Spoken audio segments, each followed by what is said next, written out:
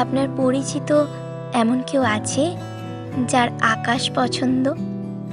একটু আধটু কবিতা, কামিনী শিউলি কিংবা দ্বাদশী, ল্যাম্পপোস্ট আর ঝুম বৃষ্টি। চলতে চলতে গাছের সবুজে লাল দেখে যে থমকে দাঁড়ায়, আকাশে চোখ রেখে বলে ওঠে, ওই যে দেখুন কৃষ্ণচূড়ায় আগুন। এই ধরুন সমুদ্র পছন্দ, নদী হলেও চলবে।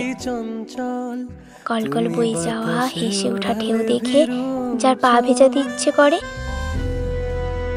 আছে কি এমন কেউ যার আকাশ পছন্দ?